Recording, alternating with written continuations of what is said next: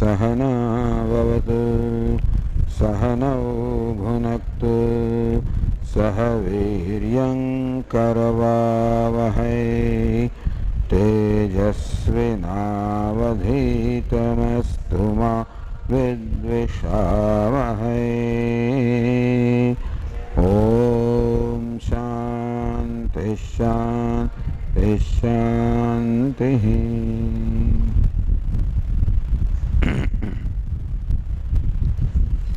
त्यागात् शांति अनंतरम। त्यागથી अनंतर त्यागથી તરત જ શાંતિ પ્રાપ્ત થાય છે। પહેલા દિવસે આપણે જોયું કે મનમાં અશાંતિ કરનારા કેટલાક પરિબળો રહેલા છે। મનમાં જે રજોગુણ છે, તમો ગુણ છે, આ અશાંતિ જન્માવનારો છે। તો રજોગુણનો તમોગુણનો ત્યાગ થાય તો મનમાં સત્વગુણ સ્થાપિત થાય। એ સત્વગુણ છે ત્યાં શાંતિ છે, ત્યાં સુખ છે, આનંદ છે। એ પણ જોયું કે સુખના કોઈ પણ અનુભવની અંદર વાસ્તવમાં ત્યાગ રહેલો છે। તો ઘણી વાર તો આપણે સુખમાં કે આનંદના અનુભવમાં એવા ગરકાવ થઈ જતા હોઈએ છીએ ક્ષણ માટે। એ ક્ષણ માટે આપણે આપણી જાતને પણ ભૂલી જઈએ, ક્યાં છીએ, દેશને, કાળને, બધાને ક્ષણ માટે ભૂલી જઈએ। આ બધાનો આપણા મનોથી ત્યાગ થઈ ગયો છે અને ત્યાં પૂર્ણ આનંદ છે। એ પણ જોયું કે સુષુપ્તિમાં અર્થાત ગાઢ નિદ્રામાં પણ સર્વ ત્યાગ રહેલો છે। ત્યાં કોઈ રાગ નથી, દ્વેષ નથી, મમકાર નથી, અહંકાર પણ નથી। આ બધાનો ત્યાગ થઈ ગયો છે અને ત્યાં સંપૂર્ણ આનંદ છે। એટલે આપણા પોતાના અનુભવો જ બતાવે છે કે ત્યાગથી શાંતિ છે, ત્યાગથી આનંદ છે। એટલા જ માટે ભગવદ્ ગીતામાં ભગવાન આ ત્યાગની એક આપણને યોજના રજૂ કરે છે। કેમ ક્રમે ક્રમે ત્યાગ કરવો, ત્યાગના પગથિયા કે સોપાન એક પછી કે આપણે એનું આરોહણ કરીએ। તો પહેલા તો કહેવામાં આવ્યું કે તમોગુણનો ત્યાગ, ગઈકાલે ચર્ચા કરી, જ્યાં તમોગુણ છે ત્યાં નિષ્ક્રિયતા છે। તમોગુણમાં કોઈ કામ કરવાની પ્રેરણા ન જન્મે, ઉત્સાહ ન જન્મે। તો પહેલા નિષ્ક્રિયતાનો ત્યાગ। આપણે શાસ્ત્રો પણ નિષ્ક્રિયતાનો ત્યાગ કરીએ એટલા માટે કર્મ કરવાના ફાયદા બતાવે છે। કર્મ કરવા આપણને એના પ્રલોભનો બતાવે છે। આપણા અંદર જે પ્રલોભનો રહેલા છે કે જો સ્વર્ગમાં જશો તો બધા પ્રકારનું સુખ પ્રાપ્ત થશે, આ કર્મ કરશો તમે ધન મળશે, સંપત્તિ મળશે। આવી રીતે ભિન્ન ભિન્ન કર્મના જે ભિન્ન ભિન્ન પરિણામો છે એની પ્રશંસા આપણી સમક્ષ કરીને આપણામાં કર્મની નહીં પણ એ કર્મ લાભ પ્રાપ્ત કરવા માટે કર્મ કરવાની આપણામાં એક પ્રેરણા જન્માવે છે। એટલે કર્મફળના જે લાભ છે, લાભના પ્રલોભનને કારણે માણસ કર્મ કરવા પ્રેરાય અને પહેલા એ નિષ્ક્રિયતાનો ત્યાગ કરે। તો ચાલો પહેલું છે સકામ કર્મ, કામનાથી પ્રેરાયને થયેલું કર્મ। પણ એમાં ત્યાગ છે તમોગુણનો, નિષ્ક્રિયતાનો ત્યાગ છે।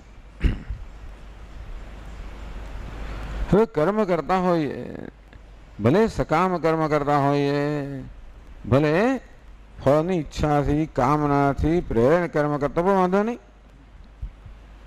ત્યાં પણ આપણે શાસ્ત્ર કહે છે કે ત્યાં પણ અધર્મનો ત્યાગ કરવો જોઈએ। ભલે કામનાથી પ્રેરાયેલું કર્મ હોય છતાં પણ એ કર્મ ધર્મ પર આધારિત હોવું જોઈએ, અધર્મ પર નહીં. એટલે કે પ્રામાણિકતા હોવી જોઈએ જીવનમાં, સત્ય હોવું જોઈએ, અહિંસા હોવી જોઈએ. શાસ્ત્રો છે આ બધા મૂલ્યોનો આદેશ કરે છે, એ મૂલ્ય પ્રમાણે જીવન જીવવાનો પ્રયત્ન હોવો જ જોઈએ.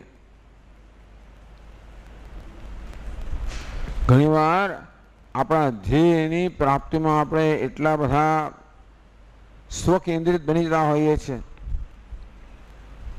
કે આપણે જે કરીએ છીએ એનાથી બીજા કોઈને નુકસાન થાય છે કે નહીં એ જોવાની આપણને એવી સગવડ કે એવી ફુરસદ નથી મળતી. એટલે માણસ આક્રમક હોય, મહત્વાકાંક્ષી હોય, ભલે મહત્વાકાંક્ષા ખોટી નથી, ઈચ્છા ખોટી નથી. સ્વામીજી કે જ્યાં સુધી તમે as long as you can manage your desire, so long desires are okay. પેલું કૂતરું પૂંછડી પટપટાવે એ સરસ લાગે, પૂંછડી કૂતરાને પટપટાવે એ બહુ વિચિત્ર લાગે. તેમ હું ઈચ્છાનો માલિક હોઉં ત્યાં સુધી વાંધો નથી. ઈચ્છા મારી માલિક બની જાય તો એ બહુ વિચિત્ર સ્થિતિ છે.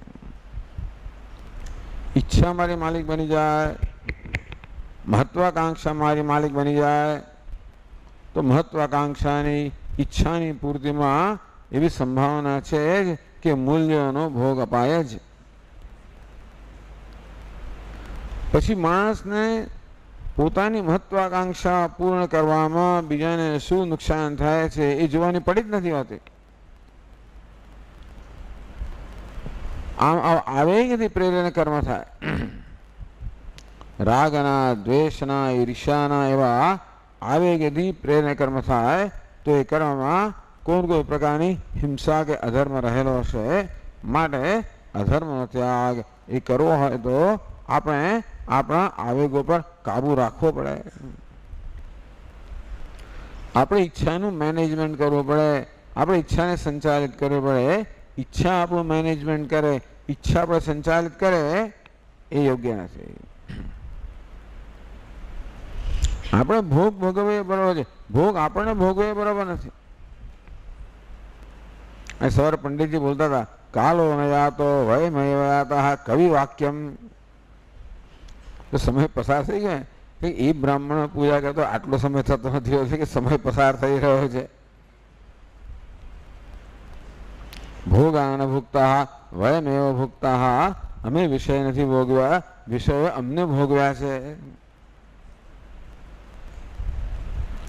આમ ભોગવતી વખતે, ખાતી વખતે હું નક્કી ન કરું કે હું કેટલું ખાઈશ, એ વસ્તુ નક્કી કરે, આ વાનગી નક્કી કરે.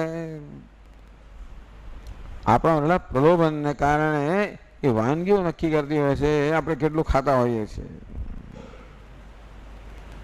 તો કે હું નક્કી કરું. આમ અધર્મમાંથી અધર્મનો ત્યાગ કરવા માટે આપણા બધા આવેગો છે એને ખાળવા જ પડે. ગઈકાલે વાત કરી કે મનમાં આ કામ, ક્રોધ વગેરે કે ઈર્ષા વગેરેથી જન્મતા આવેગોને જે ખાઈ રાખે છે એ મોટો યોગી છે. સંયુક્ત સ સુખી ન રહે. ભગવાન કે યોગી છે, એ સુખી છે, એ જ નર અર્થાત મનુષ્ય કહેવડાવવાને લાયક છે. જે આવેગાત્મક જીવન જીવે છે એ મનુષ્ય નથી, એ તો પશુ છે, પશુની કોટીમાં આવી જાય છે. આ રીતે અધર્મનો ત્યાગ, પોતાના આવેગો પર આવેગોને ખાળવાનો સતત પ્રયત્ન. પછી આપણે આગળ વાત કરી કે કર્મફળની આસક્તિનો ત્યાગ. ચાલો કર્મ કરીએ ત્યારે આપણને કંઈક લાભ જોઈએ છે, હજી નથી જોઈતો એમ નહીં. તો ત્યાં શું ત્યાગ કરવાનો છે? તે ત્યાગ કરવાનો છે કે કર્મનું આ પ્રકારનું જ ફળ આવવું જોઈએ એ સિવાય નહીં એવા આગ્રહનો ત્યાગ. અર્થાત હું કર્મ કરું એટલે મને સફળતા જ મળવી જોઈએ, મારું ધાર્યું થવું જોઈએ, સફળતા મળે તો હું હર્ષના આવેગમાં આવી જાઉં, નિષ્ફળતા મળે તો હું શોકમાં ફસડાઈ જાઉં. આ રીતે કર્મનું શું પરિણામ આવવું જોઈએ, જેને આપણે કર્મ ફળ કહીએ, એના વિશેના આગ્રહોને કારણે હર્ષ અને શોક અને આવેગો જન્મતા હોય છે. સફળતા મળે તો હું મારી જાતને અભિનંદન આપું, તેથી હર્ષ થાય. નિષ્ફળતા મળે તો હું કોઈને દોષ આપું, તો એના પ્રત્યે ક્રોધ જન્મે. મારી જાતને દોષ આપું તો મારા પ્રત્યે ક્રોધ જન્મે. આમ જ્યારે જ્યારે કર્મના ફળ વિશેનો આગ્રહ હોય છે, જ્યારે આપણા સુખનો કે સલામતીનો આધાર કર્મ ફળ હોય, ત્યારે એના વિશે આગ્રહ રહેવાનો છે. ત્યાં કહેવામાં આવ્યું પ્રસાદ બુદ્ધિ, કર્મનું જે ફળ પ્રાપ્ત થાય એ ઈશ્વર જ આપતો હોવાના કારણે ઈશ્વરનો પ્રસાદ છે. કારણ કે કર્મ તો આપણે કરીએ છીએ, પરંતુ કર્મના ફળનો નિર્ણય તો કર્મના નિયમોથી થાય છે. એ નિયમો કંઈ આપણે ઘડેલા નથી, એ કંઈ આપણા કાબુમાં નથી. મારા હાથમાંથી કોઈ વસ્તુને છોડું એટલે એ ગુરુત્વાકર્ષણ આકર્ષણથી આકર્ષિત થાય, એની ગતિ એ નીચે પડે, એ હું નક્કી ના કરું કે કેટલી ગતિ એનો નિયમ પ્રમાણે થાય.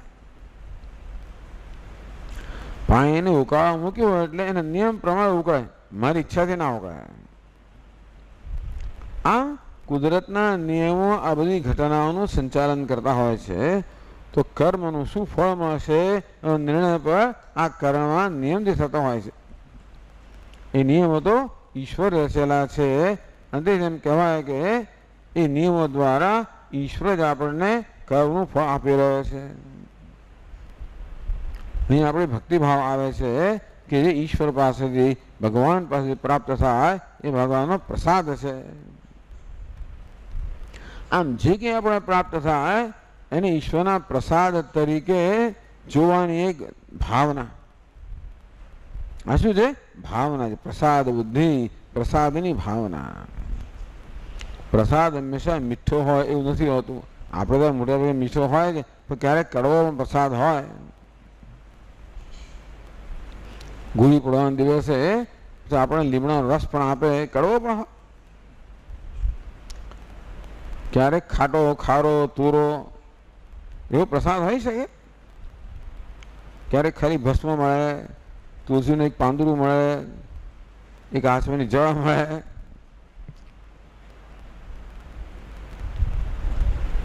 પ્રસાદ છે, જે ભક્ત છે એને તો શું મળે છે એ મહત્વનું નથી, એ ક્યાંથી આવે છે એ મહત્વનું છે. હમણાં કોઈ આવીને મને આપી ગયું, સ્વામીજી આ ગંગોત્રીનું જળ છે. બસ લાવ છે તો બોટલમાં આપણી મિનરલ બોટલની પેલી પ્લાસ્ટિકની બોટલમાં જ ભરાયું પાણી. એટલે એને ઊંચી જગ્યાએ મૂકવામાં આવ્યું. આ ભાવના છે કે ગંગોત્રીનું જળ છે. આ માન પથ્થરો પણ તો પગે સાચવી રાખ્યો. આ માણસનો પથ્થર છે, સમજી લો. છે તો પથ્થર જ, પણ માન સરોવરથી આવે છે. આ લાડુ તિરુપતિ, આ તો શ્રીનાથજીનો અઠવાડ છે, એની કિંમત જુદી હોય. આમ પ્રસાદ માટે આપણા મનમાં એક એવી ભાવના હોય છે, એવો પ્રસાદ મળે એટલે આપણે જાણે કે ધન્ય થયા હોઈએ એવી જાતની એક લાગણી આપણા જન્મથી હોય. તેવી રીતે કારણ કે એ ભગવાન પાસેથી આવેલું છે, તેમ આ કર્મનું ફળ પણ ભગવાન પાસેથી આવેલું છે. જો એવી જ ધન્યતાની લાગણી અનુભવી શકતા હોઈએ તો એને કહેવાય પ્રસાદ બુદ્ધિ. તો પછી આપણને એના પ્રત્યે કોઈ રાગ દ્વેષ ન જન્મે. આવું પાણી મને આપ્યું તો ખાલી પથ્થરો આપ્યો ના, તો ભાઈ માન સરોવરનો પથ્થર જુદી વસ્તુ છે. તો પ્રસાદ શું છે મહત્વ નથી, ક્યાંથી આવે છે મહત્વનું હોવાના કારણે પણ મનમાં જો રાગ દ્વેષ ન જન્માવે, મનમાં ખરેખર પ્રસાદસ્તુ પ્રસન્નતા, એક પ્રસન્નતાની લાગણી જન્માવે. તેમ કોઈ પણ સંજોગો આપણી સમક્ષ આવે એ સંજોગો કરતાં પણ એ ક્યાંથી આવે, કોણે મોકલેલા છે એ મહત્વનું છે. ગઈકાલે દૃષ્ટાંત આપ્યું કે પોસ્ટમેન 1000 રૂપિયા લઈને આવે, એ કે એના ખિસ્સામાંથી નથી આપતો, એ તો કોઈ કે મોકલેલા આપણને આપે છે. એટલે પ્રત્યક્ષ એમ જણાય કે આ માણસને 1000 રૂપિયા આપ્યા, તો ખરેખર મોકલનારો બીજો હોય. તેવી રીતે દુનિયા આપણને વસ્તુ આપતી હોય એવું લાગે, ખરેખર આપનાર કોણ છે? ઈશ્વર છે. આ ભાવનાનો સવાલ છે, શ્રદ્ધાનો સવાલ છે. ખરેખર આગે પુરવાર થઈ શકે નહીં. આ માત્ર શ્રદ્ધાનો સવાલ છે, ભાવનાનો સવાલ છે. તો પ્રસાદ બુદ્ધિની ભાવનાથી આપણે આવી રીતે આગ્રહોમાંથી મુક્ત થતા રહીએ. ભાઈ જે કાંઈ છે એ ઈશ્વરે સર્જેલું છે. એટલે ધીમે ધીમે ધીમે લોકો પાસેથી, મનુષ્યો પાસેથી પણ આગ્રહમાંથી, અપેક્ષા મુક્ત થતા જઈશું. ભગવાને આ વ્યક્તિને આવી ઘડી છે, મારા વ્યક્તિ આવી છે, આપણે એને મચડવાની જરૂર નથી. કેટલા ઊંચા આપણે એને સ્વીકારી શકીએ. આપણે વસ્તુને મચડ્યા કરતા હોઈએ છીએ, બધાને અનુકૂળ બનાવવાનો પ્રયત્ન કરતા હોઈએ છીએ. બધી વસ્તુ મને અનુકૂળ હોવી જોઈએ. એક આગ્રહનો ત્યાગ, અને જે વસ્તુ જેવી છે તેવી કેમ એને પ્રેમથી સ્વીકારવી. અઘરું છે આ બધું, પણ આ પ્રસાદ બધું આવું શીખવે છે આપણને. તો પણ સંબંધો પણ કેવા સુંદર થઈ જાય. સંબંધની અંદર પણ જે આગ્રહો છે, અપેક્ષાઓ છે, એ જ દુઃખ આપનારી છે ને. બીજી વ્યક્તિએ કેમ વર્તું, કેમ ના વર્તું, એ પ્રકારના મારા આગ્રહો, મારો ડિમાન્ડ, એ જ દુઃખી મને કોઈ વ્યક્તિ નથી કરતી. મારો આગ્રહ પૂરો ના થાય એ મને દુઃખી કરનાર છે, કોઈ બીજું દુઃખી નથી કરતું. દુઃખ આપણે દુનિયા નથી આપતી, આપણા આગ્રહો આપે છે, અપેક્ષાઓ આપે છે. આમ પ્રસાદ બુદ્ધિની ભાવનાથી ધીમે ધીમે બધા આગ્રહોનો, અપેક્ષાઓનો ત્યાગ. તો જગત જેવું છે, વ્યક્તિઓ જેવી છે, સંજોગો જેવા છે, ઘટનાઓ જેવી છે, જે મેં સર્જેલી નથી અને જેના પર મારો કોઈ કાબુ નથી. ગઈકાલે વાત કરો ને, આપણો કાબુ જે છે તો બહુ મર્યાદિત છે. વાહન ચલાવતી વખતે મારા વાહન પર મારો કાબુ છે વધારેમાં વધારે, પણ રસ્તા પર કયા પ્રકારનો ટ્રાફિક હોય એના કશા પર મારો કોઈ કાબુ જ નથી. ઘણા લોકો મોટર ગાડી ચલાવતા ચલાવતા બૂમ કરતા અંદરથી, એટલે ખાસ કેમ વચમાં આવે એની કોમેન્ટ્રી ચાલ્યા જ કરતી હશે સતત. કોઈ અહીં અમદાવાદમાં કોઈ સાંભળતો હશે, કોઈ ના સાંભળે. રિક્ષાવાળાને જેમ ચલાવે એમ ચલાવે, બાઇકવાળાને જેમ કરવો હોય તેમ, બધાને જેમ કરવું એમ જ કરે. આવું છે, આમ જ હોય.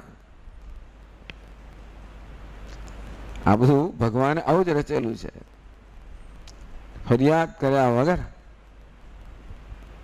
આપણે એથી પણ જરા ઉપર ઉઠીએ, જો સ્વસ્થ હોઈએ ને તો આનંદ મળે છે. શું બાઇક ચલાવે છે, ખરેખર કેટલી કુશળતા છે લોકો. હવે આમ કરતો કરતો બસ ચલાવતા હોય. એક બાજુ ફરિયાદ પણ છે કે જો આ મૂર્ખ અથવા બીજો જોતો ખરા, એમાં કેટલી એનામાં આવડત કેટલી છે, કેટલી કુશળતા છે. ખરેખર વાહન ચલાવવાની કુશળતા અમદાવાદમાં જેવી ક્યાંય નહીં હોય.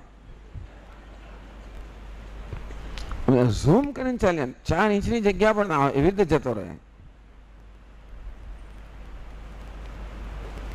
તો મન ફરિયાદમાંથી, દોષારોપણમાંથી, આગ્રહમાંથી, અપેક્ષામાંથી જેટલા ઊંચે મુક્ત થશે એટલે ઊંચે જે છે એનો આનંદ માણી શકશે. નેચરોપેથી અત્યારે હું નથી માણી, અત્યારે તો મીઠું મરચું ને બધું નાખીને લીંબુને બધું નીચોવીને પછી આપણી ઈચ્છા પ્રમાણે કરતા હોઈએ, જે છે એનો આનંદ નથી માણતા. આમ આ કર્મફળની આસક્તિને ત્યાગમાં આવું આવી જાય. આગ્રહોનો ત્યાગ, અપેક્ષાઓનો ત્યાગ. મારું કર્મફળ આમ વસ્તુ આમ જ હોવી જોઈએ, આ પ્રકારના આગ્રહોનો અપેક્ષાઓ છોડવાની. કારણ એ છે કે એનો કોઈ ફાયદો નથી. હું આગ્રહ કે અપેક્ષા રાખું, જેની પાસે આગ્રહ છે એનો તો હું કંઈ કંટ્રોલ કરી શકું એમ છું નહીં, તો રાખવાનો અર્થ શું? God give me serenity to accept gracefully what I cannot change. દુનિયાનું બદલી શકો એમ નથી, માટે ભગવાન મને તમે ચિત્તની ક્ષમતા આપો, જેથી જે છે એ હું સ્વીકારી શકું. સ્વીકાર્યા પછી શું કરવું આપણે નક્કી કરવાનું. એવું નથી કે બધાને વળગવાનું છે, એવું નથી. તો કોઈને તિરસ્કારીએ નહીં. તો તિરસ્કાર જતો રહે, દ્વેષ જતો રહે, ફરિયાદો જતી રહે, દોષારોપણ જતું રહે. પછી જે કરવું એ કરીએ આપણે. નહીં ચલાવો, હું વાહન ચલાવીશ જ નહીં, એવો નિર્ણય લઈ શકો તો ભાઈ આપણું કામ નથી આમાં. તો હું છેડે ચલાવીશ, ધીમે ધીમે ચલાવીશ.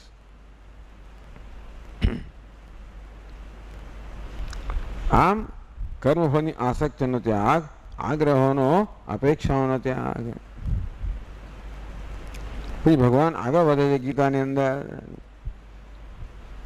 કે તું ઈચ્છાનો ત્યાગ કર, કામનાનો ત્યાગ કર. સામાન્ય રીતે આપણે કઈ પણ કર્મ કરીએ ત્યારે એની પાછળ કોઈનું કોઈ ફળ નહીં, એટલે કે વ્યક્તિગત વળતરની અપેક્ષા હોય છે. કર્મફળની અપેક્ષા એ સમજવા જેવું છે. ગઈકાલે વાત કરી આપણે કે કર્મ કરીએ એટલે એનું ફળ તો મળે છે. તો કર્મના ફળનો ત્યાગ એટલે એનો ત્યાગ તો કરી જ ના શકીએ આપણે. ઘણી વાર ઈચ્છે કે ફળ ના મળે તો સારું થાત. તો મુખ્યત્વે કઈ વસ્તુ બંધન કરનારી છે? કર્મ કરીએ ત્યારે આપણને વ્યક્તિગત શું લાભ થાય, આપણે અહંકારને સંતોષવાની એક વૃત્તિ હોય. આમ એમાં મને શું વ્યક્તિગત શું લાભ થશે, મારી કેટલી પ્રશંસા થશે, વાહ થશે, મારું કેવું સારું દેખાશે, મને કેવી બઢતી મળશે, મારું કેવું મહત્વ વધશે.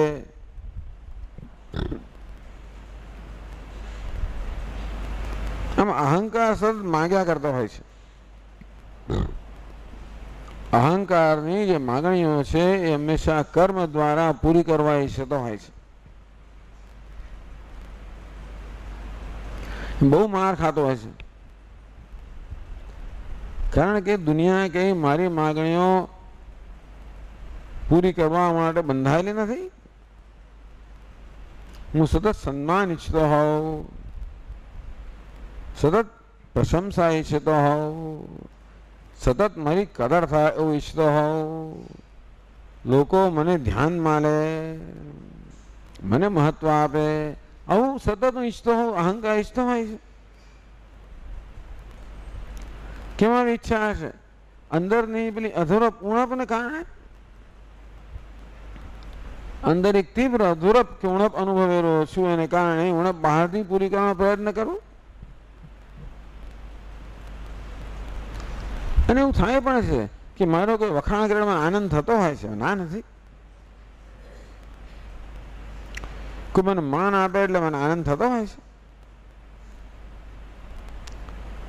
એટલે મને આનંદની ઈચ્છા છે. મારો એવો અનુભવ છે કે જ્યારે જ્યારે મારો અહંકાર સંતોષાતો હોય છે ત્યારે મને આનંદ થતો હોય છે, સુખ મળતું હોય છે. એટલે કર્મને અહંકારને સંતોષવાનું એક સાધન બનાવી દઈએ છીએ આપણે. કર્મ મહત્વનું નથી, એ દ્વારા કેટલા અંશે મારો અહંકાર સંતોષાશે એ મહત્વનું છે. એ ગણતરી પણ હોય છે.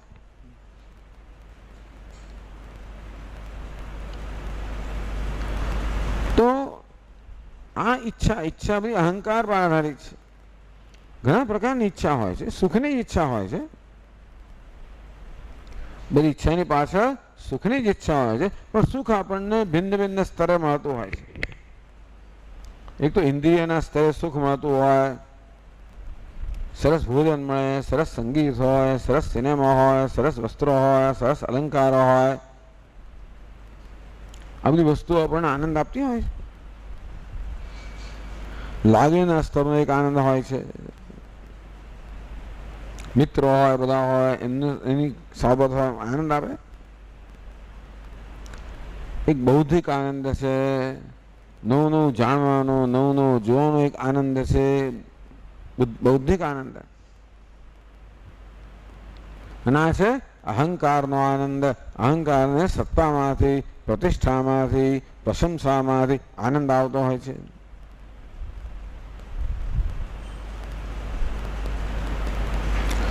કામના એટલે ઈચ્છા. હંમેશા ઈચ્છાની પાછળ આવા કોઈ ને કોઈ સ્તરે સુખની ઈચ્છા હોય છે. તો ભગવાન કહે કે ઈચ્છાનો ત્યાગ કર. એટલે શેનો ત્યાગ કર? આ પ્રકારના તારા નિર્ણયનો ત્યાગ કર કે ભાઈ સુખ તને બહારથી મળે છે, એ નિર્ણયને કારણે તું બહારથી સુખ ઈચ્છે છે ને. આપણી ઈચ્છાઓ પણ છે તો આપણી સમજમાંથી બધી ઊભી રહેલી છે. જ્યાં સુધી મારી એવી સમજ છે કે સુખ તો બહારના વિષયમાંથી પ્રાપ્ત થાય, ત્યાં સુધી મારું મન ઈચ્છવાનું જ છે. સુખની ઈચ્છા તો સ્વાભાવિક છે, એને તો આપણે દ્વેષ ન કરી શકીએ. એટલે સુખની ઈચ્છા હોય સ્વાભાવિક છે, એ ગુનો નથી. તો આપણો નિર્ણય એવો હોય કે સુખ તો બહારના વિષયોમાં છે, અને તો પછી ત્યાંથી સુખ પ્રાપ્તનો પ્રયત્ન થાય, એ રીતે મન બહિર્મુખ બનતું હોય છે. તો વેદાંત શાસ્ત્ર કહે છે કે જો તમે વિવેક કરો, કે ગઈકાલે ચર્ચા કરી, સુખ ક્યાં છે? સુખ તો ચૈતન્યનો સ્વભાવ છે, એ જડમાં હોઈ ના શકે, ચેતનમાં જ હોય. એક આત્મા જે ચેતન છે, જગતના વિષયો જડ છે, અને માટે ત્યાં સુખ હોઈ ના શકે. ભલે સુખ આવતું જણાતું હોય તો પણ એ ખરેખર તો પોતાનામાંથી જ આવતું હોય છે.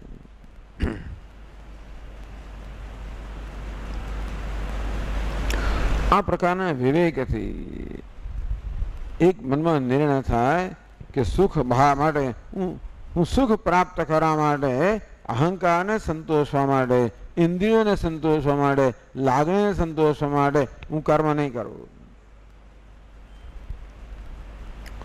તો ભાઈ કર્મની પ્રેરણા ક્યાંથી આવે?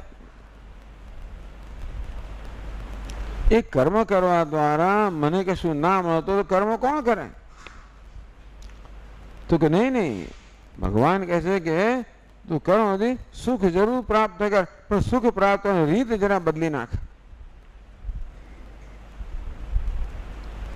પહેલી વસ્તુ એ છે કે તું સુખ મેળવ, તો કોઈને સુખી કરવા દ્વારા સુખી થા. ભગવાન આ એક વચ્ચે ભગતથી બતાવે છે કે બે રીતે સુખ પ્રાપ્ત થઈ શકે. એક તો ખાવાનો પણ આનંદ છે, અને બીજો ખવડાવવાનો આનંદ છે. એક મેળવવાનો આનંદ છે, બીજો આપવાનો આનંદ છે.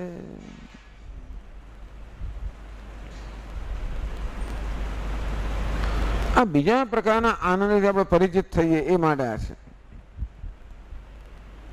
એટલે આપણા સ્વામી એમ કે from being consumer you transform yourself into a contributor.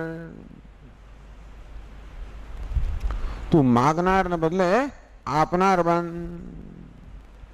તું ઉપકારક બન, ઉપકાર કરનાર બન. એનો પણ એક આનંદ છે. અને ભગવાન ગીતામાં એ માટે એક યજ્ઞ શબ્દનો પ્રયોગ કરે છે. તદર્થમ કર્મ કૌંતેય મુક્ત સંગત સમાચર. હે કૌંતેય, હે અર્જુન, તો યજ્ઞની આ બીજી ભાવના થઈ. કઈ ભાવના? યજ્ઞની ભાવના ભગવાન શીખવે છે. તું યજ્ઞની ભાવનાથી પ્રેરાયને કર્મ કર. કે દુનિયામાં સર્વત્ર યજ્ઞ ચાલી જ રહ્યો છે. દુનિયાના બધા જ તત્વો સતત ઉપકાર કરી રહ્યા છે, સતત આત્મસમર્પણ કરી રહ્યા છે. સૂર્ય દેવતા સતત પ્રકાશમાન છે અને આ રીતે પોતાની સમર્પણ કરી રહ્યા છે, દુનિયાને પ્રકાશ આપી રહ્યા છે, ઉર્જા આપી રહ્યા છે. ચંદ્રમાં પણ આત્મસમર્પણ કરે છે, એ દુનિયાને પ્રકાશ આપે છે, આહ્લાદકતા આપે છે. પૃથ્વી સતત સેવા કરી રહી છે, બધાને આધાર આપે છે. બિચારી કેટલું દુઃખ સહન કરે છે પૃથ્વી. પૃથ્વીનું બીજું નામ છે ક્ષમા. એટલે ક્ષમા કોને કહેવાય એ સમજવું, પૃથ્વી તરફ નજર કરવી. આપણે કેટલો તિરસ્કાર કરીએ પૃથ્વીનો, કેટલા ખાડા ખોદીએ ને કેટલું એને આપણે હળથી છળ ચલાવે, કેટલું દુઃખ આપતા હોઈએ છીએ, પણ એ કશાને ધ્યાનમાં લેતી નથી. ઉલટું આપણને અનેક ગણું અનાજ પાછું આપે છે. પૃથ્વી કેટલી સેવા કરે છે. પૃથ્વીને જન્મેલા બધા સેવા કરે, વૃક્ષો પણ સેવા કરે. આપણે દિવસ દરમિયાન પ્રાણવાયુ આપે, અંગારવાયુ લઈ લે, છાંયડો આપે, ફળ આપે, ફૂલ આપે, પાંદડા આપે, ઔષધિઓ આપે. પૃથ્વીના જન્મના પહાડો કેટલી સેવા કરે છે. કેટલા લોકોને જીવ, કેટલા બધા લોકોને આશ્રય આપે છે. પૃથ્વી જેવા તત્વ સેવા કરે છે, બધાની તરસ છીપાવે છે, બધાનો મેલ દૂર કરે છે. અગ્નિ દેવતા સતત સેવા કરે છે, આત્મસમર્પણ એવું જ એમને સોંપેલું, એ પ્રકારનો સ્વભાવ છે સેવા કરવી. એવું જ ભગવાન એવું રચેલું છે. ભગવાને દુનિયાના બધા તત્વોના આવા જ રચેલા છે કે સતત સેવા જ કરતા હોય, ઉપકાર કરતા હોય, આત્મસમર્પણ કરતા હોય. તો સરસ વસ્તુ એ છે ને કે બધાએ સેવા કરે તો બધાની સેવા થઈ પણ જાય, આપોઆપ થઈ જાય. ઇયમ પૃથ્વી સર્વેષામ ભૂતાનામ મધુ. બૃહદારણ્યક ઉપનિષદ કે આ પૃથ્વી છે ને એ બધા પ્રાણીઓ છે, એનું મધ છે, કર્મફળ છે, અને બધા પ્રાણીઓને પર ઉપકાર કરે છે. મતલબ પૃથ્વી છે તો બીજી પૃથ્વી પણ વળી વળતો બધા પ્રાણીઓ પર ઉપકાર કરે છે. ઉપકારિક સંબંધ, બધો ઉપકાર જ કરે છે, સેવા કરે છે, આત્મસમર્પણ કરે છે. અગ્નિ દેવતા તો ઉષ્ણતા પ્રદાન કરે, અનાજ પકવે. ભલે નેચરોપથી વાળા હોય, નિસર્ગ, તોય પણ એમને અગ્નિ જરૂર તો પડે. ભલે એ લોકો એમ કે ભાઈ રસોડાનો અગ્નિ નહીં, પણ સૂર્યનો રૂપી અગ્નિ તો ખરો જ, જ્યાં બધો ખોરાક ને બધું પકવતું હોય ને. પેટનો અગ્નિ તો ખરો જ, જે ખોરાકને પચવે, એ વગર ના ચાલે.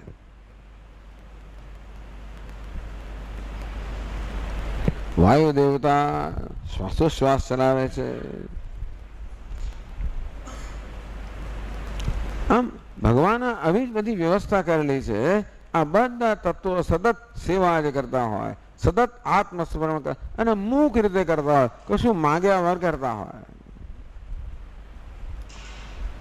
આપણે સૂર્ય દેવતા પણ એવી અપેક્ષા નથી રાખતા કે રોજ આપણે 108 નમસ્કાર કરીએ અને તો પ્રકાશ આપીશ, ને તો નહીં આપવું, એવું નથી. ગંગાજી એમ ના કે તું રોજ મારી પૂજા કરતો તને પાણી આપીશ, જે હોય ને આપે. એમાં ગંદકી નાખનાર નહીં, એ તો આપે. ટૂંકમાં આ બધા ભગવાને એવી જગતની એવી રચના કરેલી છે કે કુદરતના બધા જ તત્વો કોઈ પ્રકારની વળતી માગણી કર્યા વગર સતત પોતાની જાતનું સમર્પણ કરે છે. પરોપકારાય વિભાતિ સૂર્ય. સૂર્ય પરોપકાર માટે પ્રકાશી રહ્યો છે. પરોપકારાય વહંતી નદ્ય. નદીઓ પરોપકાર માટે વહી રહી છે. પરોપકારાય ફલંતી વૃક્ષા. વૃક્ષો પરોપકાર માટે ફળ આપી રહ્યા છે. પરોપકાર કહો, સેવા કહો, આત્મસમર્પણ કહો, એ જ આ જગતનો જે મૂળ કાયદો છે. શું છે કે જગતને આ પ્રકારે જગતને ધારણ કરે છે. જગતમાં એક સંવાદિતા છે. શેને કારણે છે? જગતમાં સ્પર્ધા નથી, સહકાર છે. જ્યાં આત્મસમર્પણ છે ત્યાં સહકાર છે. જ્યાં આગળ લેવાની વૃત્તિ છે ત્યાં સ્પર્ધા છે. જ્યાં સ્પર્ધા છે ત્યાં સંઘર્ષ છે. જ્યાં સહકાર છે ત્યાં સંવાદિતા છે.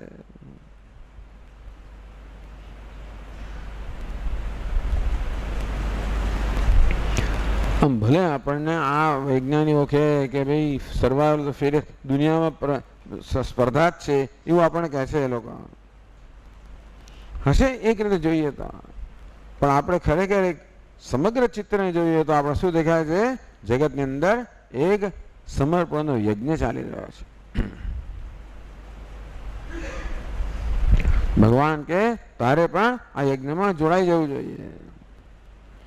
એટલે કે કામનાનો ત્યાગ એટલે શું? સ્વાર્થનો ત્યાગ. પ્રયોજનનો ત્યાગ નહીં, સ્વાર્થનો ત્યાગ. આ દ્વારા મારો શું સ્વાર્થ પૂરો થશે, મને વ્યક્તિગત શું લાભ થશે, એ પ્રકારની માત્ર ગણતરીનો ત્યાગ. આ કર્મ દ્વારા હું શું લાભ આપી શકે એ પ્રકારની ભાવના. આ દ્વારા મને શું લાભ મળશે એવી ગણતરી નહીં, પરંતુ આ દ્વારા હું શું લાભ આપી શકીશ એ પ્રકારની ભાવના. તો આપણે ઉપકારક બનીએ, આપનારા બનીએ. નહીં તો આપણે માગનારા જ રહીએ. ઈચ્છા એટલે માગણ વૃત્તિ, આપણે માગનારા જ રહીએ. અને તો એ કબીરજી કહે છે ને કે માગણ સે મરના ભલા, મત માગો કોઈ ભીખ, ભીખ મત માગો, માગણ સે મરના ભલા. તો આપણે ઈચ્છા કરી ત્યારે માંગતા હોઈએ છીએ. એટલે માત્ર બહારથી નહીં માગતા હોઈએ આપણે, પણ ઈચ્છા જ્યારે કરીએ ત્યારે આપણે કઈને કંઈ માંગતા જ હોઈએ છીએ ને. એટલે મનમાં એક માગણ વૃત્તિ રહેલી છે, મને આ મળે તો સારું, પેલું મળે તો સારું, આ થાય તો સારું, પેલું થાય તો સારું, અંતે પણ મને થાય તો સારું એવું. આ એક સ્વાર્થ વૃત્તિ છે, એ આપણા જીવનમાં એક મહાન બોજ રૂપ છે અને આપણી ઉન્નતિમાં મહાન અવરોધ છે. એટલે ઈચ્છાનો ત્યાગ એટલે સ્વાર્થ વૃત્તિનો ત્યાગ. ઈચ્છાનો ત્યાગ ન પણ કહીએ તો સ્વાર્થ વૃત્તિનો ત્યાગ. કદાચ મહાપુરુષોને ઈચ્છા હોય છે, પણ એ પરોપકાર ઈચ્છા, પરોપકાર કરવાની ઈચ્છા ન જન્મતી હોય તો એ ઈચ્છા તો આ સંવાદિતાને અનુરૂપ છે. એટલે બધી ઈચ્છાઓ બંધન કરનારી નથી, પણ જે સ્વાર્થમાંથી જન્મેલી ઈચ્છા છે એ કેવી છે? બંધન કરનારી ઈચ્છા. Binding desires, binding desires, non binding desires, અર્થાત બંધન કરનારી ઈચ્છાઓ અને બંધન ન કરનારી ઈચ્છાઓ, મુક્ત કરનારી ઈચ્છા. આમ સ્વાર્થ પ્રેરિત ઈચ્છા એટલે બંધન કરનારી ઈચ્છા. પરોપકાર કે સમર્પણ પ્રેરિત ઈચ્છા એ કેવી છે? મુક્ત કરનારી ઈચ્છા. તો આ પગથી સ્વાર્થનો ત્યાગ. જો કે થોડું આપણે ગભરામણ થાય અંદર, મારું શું થશે, હું લૂંટાઈ જઈશ, મારો લાભ લઈ લેવામાં આવશે. આવી બહુ ફરિયાદ હોય, સ્વામી મારો લાભ લે છે, મને મૂર્ખ બનાવી જાય છે. સહન નથી કરી શકતા આપણે. ભગવાનને પૂછે, ભગવાન કે ભલે લઈ જાય ભાઈ, લઈ જવા દે, તું આપતો નથી માટે લઈ જાય છે ને. તું લાભ આપતો હોત તો હવે જરૂર ના પડે લોકોને, તું નથી આપતો માટે લઈ જાય છે.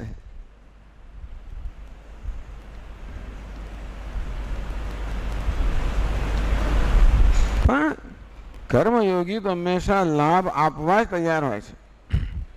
કાયેન મનસા બુદ્ધ્યા કેવલૈ ઇન્દ્રિયૈઃ યોગિનઃ કર્મ કુર્વન્તિ સંગમ ત્યક્ત્વા આત્મશુદ્ધ.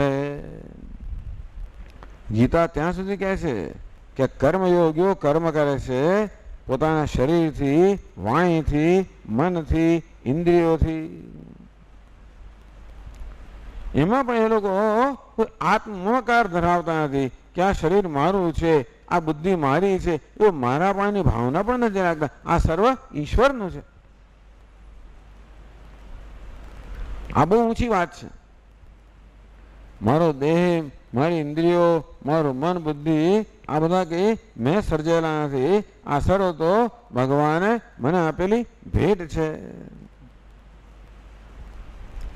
એટલે ખરેખર જોવા જોઈએ તો આ બધા પર આપણો અધિકાર જ નથી. એ દ્વારા જે પ્રાપ્ત થાય એના પર ખરેખર જોઈએ તો આપણો અધિકાર નથી, ઈશ્વરનો જ અધિકાર છે.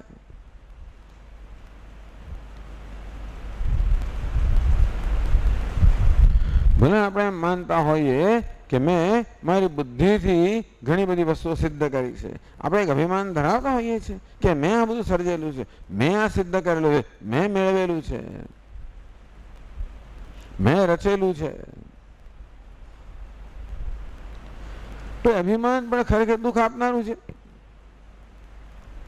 ખરેખર તો રચનાર ઈશ્વર જ છે. હું તો એના હાથનું નિમિત્ત છું. તો પહેલા તો યોગી એમ કહે છે કે આ બધું ભગવાનનું છે, મારું નથી, માટે એ મમત્કાર પણ રાખતો નથી.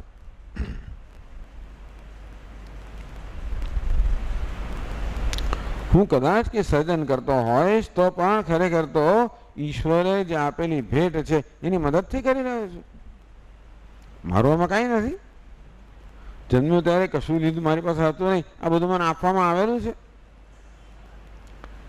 આપણા શાસ્ત્રોમાં એટલે જ આ 5 પ્રકારના યજ્ઞો કહેવામાં આવે ને કે 5 સ્થળેથી આપણના પર ઉપકાર આપણે પ્રાપ્ત કરીએ છીએ અને માટે વધુ ઉપકાર કરવો જોઈએ. માતા પિતાનો, પૂર્વજોનો ઉપકાર આપણા પર છે. આ શરીર આપ્યું, આને ઉછેર્યું, સંસ્કાર આપ્યા, એમનું લોહી આપણામાં વહી રહ્યું છે, એના સંસ્કારો આપણામાં વહી રહ્યા છે. આપણે જે કંઈ છીએ એમને આભારી છે. ઘણીવાર મહાત્મા કે લોકો એટલા સ્વાર્થી બની જાય છે કે પોતાના પર થયેલો ઉપકારને ભૂલી જ જાય છે. અરે ભાઈ, આપણા દેશને સ્વતંત્રતા મળી ત્યારે કેટલા લોકોએ કેટલો મહાન ભોગ આપ્યો એની કોઈ ગણતરી જ નથી. બસ ભૂતકાળના લોકોની કેમ ટીકા કરવી, કેમ નિંદા કરવી. ગાંધીજી આ હતા, આવા હતા ને પેલા હતા. બસ તો બધા શું કર્યું, એમણે કેટલો ભોગ આપ્યો, કેટલો ઉપકાર કર્યો, એની કોઈ નોંધ નથી. એટલા જ માટે રોજ આપણને પૂર્વજોને યાદ કરવાનું કે, ગુરુને યાદ કરવાનું કે જો બી આ બધા તારા જૂનો મહાન ફાળો છે. એટલે પછી રોજ સૂર્ય દેવતાને અર્ઘ્ય આપવામાં આવે જેથી આપણે જોઈએ કે સૂર્ય દેવતાનો કેવો મહાન ફાળો મારા જીવનમાં છે. આ દેવતાઓ સતત મારા પર ઉપકાર કરી રહ્યા છે. મારા માતા પિતાનો, પૂર્વજોનો મારા પર ઉપકાર છે. મારા શિક્ષકોનો, કેટલા બધાનો ઉપકાર છે. ગઈકાલે ઋષિ મુનિએ મહર્ષિની ચોપડી છે ને, બધાનો ઉપકાર છે આપણા પર. એટલે આપણે એક ઋષિ ઋણ છે. આ ઋષિઓએ તો પોતાનું જીવન જ્ઞાનની સાધનાઓ સમર્પિત કર્યું અને આપણને આ જ્ઞાનનું મોટું ભંડોળ આપ્યું. પણ એની આપણે કદર નથી કરતા. એટલા માટે આવું ઋષિ ઋણ, પિતૃ ઋણ, દેવ ઋણ અને બીજા બધા સમાજના મનુષ્યો આપણો કેટલો ઉપકાર કરી રહ્યા છે. આપણે આપણો હવંત કેટલા લોકોનો એમાં કેટલો ફાળો છે. કેટલા વખતથી બધી તૈયારી ચાલતી હોય છે, કેટલા દ્રવ્યો, શું બધું જોઈતું હોય, ક્યાંથી ભેગું કરવામાં આવતું હોય. કોઈક વેદી ચણતું હોય, કોઈક લાકડા લઈ આવતું હોય, બીજા દ્રવ્યો લઈ આવતું હોય, પેલા બ્રાહ્મણો ક્યાંથી આવતા હોય. અરે એ બધા બોલે એમને ક્યાંથી આ જ્ઞાન પ્રાપ્ત થયું. કેટલી બધી એ વિચાર કરતા જઈએ. આ વાત મેં એકવાર કરેલી છે, પણ એક બહુ મોટા મહાપુરુષ થઈ ગયા અમેરિકામાં, માર્ટિન લ્યુથર કિંગ. એ ક્રિશ્ચિયન હતા અને પાદરી હતા ને, નવા હતા ને એમને ચર્ચમાં બીજા દિવસે પ્રવચન આપવાનું હતું. રવિવારે એમને પ્રવચન આપવાનું હોય ને, વિચાર કે હું શું બોલીશ, કેટલું બધું વિચાર્યું પણ મને કોઈ વિષય ના જડે કે શું બોલીશ. એટલે ચાલો હું એક કોફી પીવું,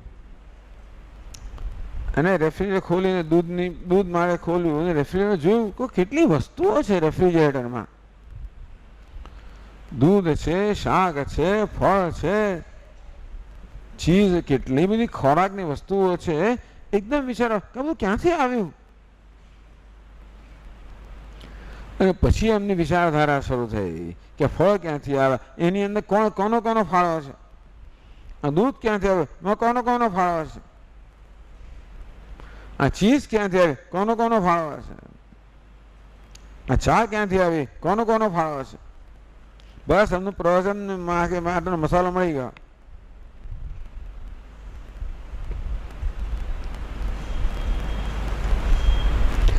આમ જરાક શાંતિથી વિચાર કરવાની જરૂર છે કે મારા જીવનમાં કોનો ફાળો છે, કોનો ઉપકાર છે. હું કેટલો બધો ભાગ્યશાળી છું કે કેટલો ઉપકાર મારા પર, કેટલો ઉપકાર મને પ્રાપ્ત થઈ રહ્યો છે. હું ઋણી છું. જાયમાન બ્રાહ્મણ ત્રિભિર ઋણવાન જાયતે. જે માણસ જન્મે છે એ બધા ઋણ લઈને જન્મે છે. આવો સુંદર ખ્યાલ તો માત્ર વેદમાં જ પ્રાપ્ત થાય. ખરેખર આ પ્રકારે સમગ્ર જીવનનું આપણને ચિત્ર આપવું કે ઉપકારી ઉપકારક સંબંધ છે, કે મનુષ્ય ઋણી છે. માટે મનુષ્યનું કર્તવ્ય છે કે એણે એ ઋણ ફેરવું જોઈએ. એટલા જ માટે કર્તવ્ય કે ફરજની એક ભાવના છે, એ પણ ભાવના છે જેનો ઉપદેશ આપણને વેદોમાં, આપણા શાસ્ત્રમાંથી જ પ્રાપ્ત. આવું બીજે તમને જોવા નહીં મળે, આવું સ્પષ્ટ રીતે. એ માટે આપણા જીવનમાં ફરજ તો વણાયેલી જ છે. જન્મ્યા ત્યારથી આ ફરજના ખ્યાલમાં આપણે ઉછરેલા છે. ફરજ કહો, કર્તવ્ય કહો, એ કર્તવ્યની ભાવનામાં આપોઆપ જ ઉપકાર કે સેવા રહેલી જ છે. કર્તવ્ય કોને કહેવાય? જે કર્મ કરવા દ્વારા આપણે કોઈ વળતરની અપેક્ષા નથી રાખતા. મારી ફરજ છે. ફરજ કોને કહેવાય? હું દેવાદાર છું, હું તો ઋણ ચૂકી રહ્યો છું, એમાં કોઈ ઉપકાર નથી કરતો. મને થયેલો ઉપકાર માત્રનો બદલો પાડી રહ્યો છું. એક એવી રીતે હું ઉપકૃત છું, કૃતજ્ઞ છું, અને કૃતજ્ઞતા કહેવાય. કૃતમ જાનાતિ કૃતજ્ઞ. પોતાના પર જે ઉપકાર થયો છે એ જાણે છે અને એ સમજે છે અને એ પ્રકારે વર્તે છે, અને કૃતજ્ઞ કહેવાય. એ કૃતજ્ઞતાની કેવી લાગણી આપણામાં જન્મ આવે. આવી લાગણી થાય તો આપણે ખબર પડે કે ખરેખર તો જે કર્મ કરીએ છીએ, કર્મ આપણા પર થયેલા ઉપકારનો એક આપણે માત્ર બદલો જ વાળીએ છીએ. આ કર્તવ્યની ભાવના આવે. દરેક સંજોગોમાં કર્તવ્ય છે. સ્વામીજી કહે કે દરેક સંજોગોમાં આપણને એક પસંદગી છે. શું પસંદગી? One choice. શું ચોઇસ છે? What I like, what I should do, what I like to do. ટૂંકમાં મારે શું કરવું જોઈએ, મને શું કરવું ગમે. દરેક સંજોગોમાં શું કરવું યોગ્ય છે, શું કરવું ગમે, અને શું કરવું યોગ્ય છે.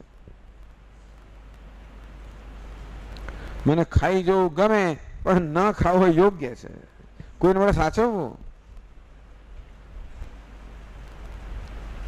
અમે નાના હતા ત્યારે બધા પેલા છાજલીઓમાંથી ને ડબ્બામાંથી ને પેલું શું કહેવાય, પેલું શીકામાંથી બહાર ગયા હોય ત્યારે તમે પૂરું કરી નાખે. બિચારી ગણતરી કરી કે આટલા બાળકો છે મારા નાના, આટલું મળે ને આવે તો કંઈ ખબર હોય એ તો ખબર. પછી એવી રીતે ખાવામાં ખબર પણ ના પડે એને, એક બે દિવસ પછી જ ખબર પડે. આવી વૃત્તિ તો કે નહીં, આવી પ્રકારની. ચાલો નાના હોય તો સમજો નહીં તો બરાબર છે. શું મને કરવું ગમે અને શું કરવું યોગ્ય છે. ઘણીવાર આ પ્રકારનો સંઘર્ષ જન્મતો હોય છે. મને શું કરવું ગમે? મારા રાગ દ્વેષને મારે સંતોષવાનું ગમે, સ્વાભાવિક છે. મારા અહંકારને સંતોષવાનું ગમે, એ મને ગમે. શું કરવું યોગ્ય છે? મારા રાગ દ્વેષનો ત્યાગ કરવો યોગ્ય છે દરેક સંજોગોમાં. શું કરવું યોગ્ય છે? શું કરવાનું ગમે? શું કરવાનું ગમે એ નહીં, પણ શું કરવું યોગ્ય છે એ કરવાની. જો બંને યોગ્ય પણ હોય ગમે પણ ખરો તો તમે નસીબદાર છો. ભાવતું હતું અને વૈદ્ય કહ્યું. તાવ આવતો તો વૈદ્યરાજ કે શીરો ખાઓ, બહુ સારો લો. શરદી થયું દાદા કે ભજીયા ખાઓ, બહુ સરસ. તો શરદી ભલે થતી. ક્યારેક ભાવતું હોય અને વૈદ્ય કહે. મોટે ભાગે એવું કહે નહીં, કોઈક જ વાર એવું બને. મળો જે દવા આપે કડવી હોય એવી જ હોય. પણ શું કરવું યોગ્ય છે દરેક સંજોગોમાં મારે કોઈ ને કોઈ વેશ ભજવવાનો હોય છે. અને માટે એ વેશને અનુરૂપ કર્મ કેવું છે? હું પિતા છું, માતા છું, પુત્ર છું, દરેક વેશનો એક ગૌરવ હોય ને. પિતાનું એક ગૌરવ છે, માતાનું ગૌરવ છે, પુત્રનું ગૌરવ છે. એ મારા ગૌરવને છાજે એ પ્રકારનું વર્તું. પછી મારો સ્વાદ સધાતો હોય કે ન સધાતો હોય. ટૂંકમાં સ્વાર્થને સાધવાની ગણતરી નહીં, પરંતુ શું યોગ્ય છે, શું મારા ગૌરવને છાજે એમ છે એ પ્રકારે વર્તવું. એમાં ત્યાગ રહેલો જ છે. વ્યક્તિગત રાગ દ્વેષનો ત્યાગ રહેલો જ છે. આ રીતે ઈચ્છાનો ત્યાગ કહો, રાગ દ્વેષનો ત્યાગ, સ્વાર્થ વૃત્તિનો ત્યાગ.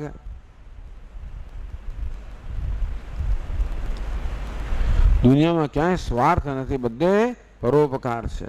પણ તું પણ સ્વાર્થ વગર કર્મ કર, એટલે કે નિષ્કામ કર્મ. નિષ્કામ એટલે માત્ર કામના એટલે શું? માત્ર વ્યક્તિગત લાભની ગણતરીનો ત્યાગ, બીજું કઈ નહીં. કામના ભલે હોય, પક્ષનો ત્યાગ છે કામનામાં, વ્યક્તિગત લાભની ગણતરીનો ત્યાગ. આવું સમજવાની વસ્તુ છે. ન સમજીએ તો પછી આપણે ઘણો મનમાં સંઘર્ષ જન્મતો હોય કે શું નિષ્કામ કર્મ થઈ શકતું હશે? કંઈક તો કામના હોય જ ને. પણ નિષ્કામ એટલે શું? સ્વાર્થનો અંશ એમાંથી માત્ર દૂર કરવાનો, બસ. કર્મ બંધન કરનાર નથી, અરે કામના બંધન કરનાર નથી, માત્ર સ્વાર્થ વૃત્તિ બંધન કરનાર છે. જે બંધન કરનાર એ જ છોડી દેવાનો હોય. અર્જુન તો કર્મ જ છોડી દેવા તૈયાર થઈ ગયો. ભગવાન કર્મ છોડવાનું નથી. કર્મની અંદર આવી રાગ દ્વેષ છે, જે સ્વાર્થ એ છોડવાના છે. ઉલટું કર્મ તો સ્વાર્થને છોડવા માટેનું એક સાધન બની રહે. કારણ કે જેવા આપણે કર્મ કરવા તૈયાર થઈએ એટલે અંદરની સ્વાર્થ વૃત્તિ તરત દેખા દેવાની કે મારું શું. અને ત્યારે ખબર પડે કે આપણામાં કેવી સ્વાર્થ વૃત્તિ, કેવી ગણતરી, કેવો રાગદ્વેષ રહેલા છે. એ કર્મ કરી ત્યારે ખબર પડે, ભાઈ ખબર ના પડે.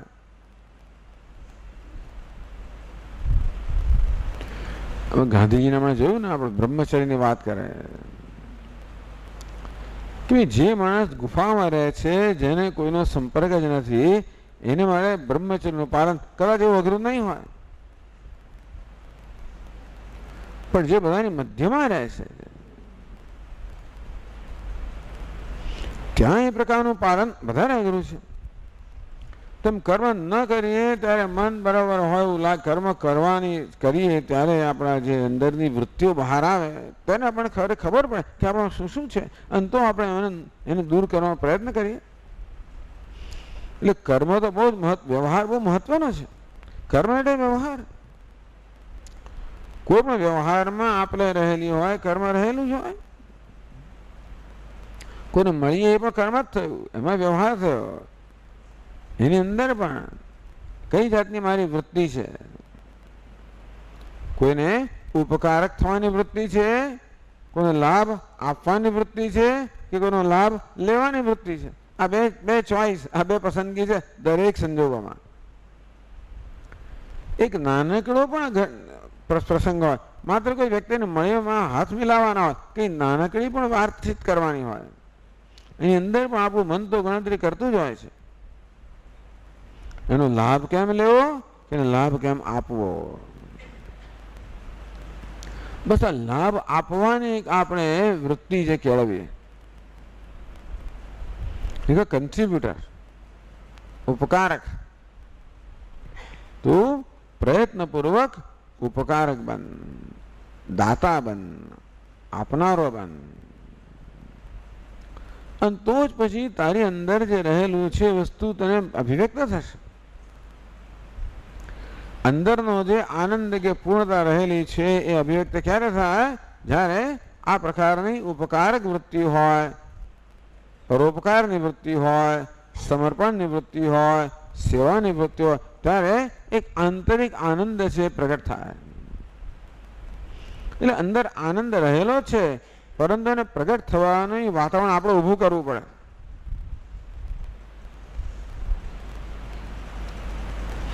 અને આપણા દરેકનો અનુભવ પણ છે કે નાનું પણ આપણે કંઈક ઉપકારનું કામ કર્યું તો આપણો અંદર સંતોષ થતો જ હોય છે.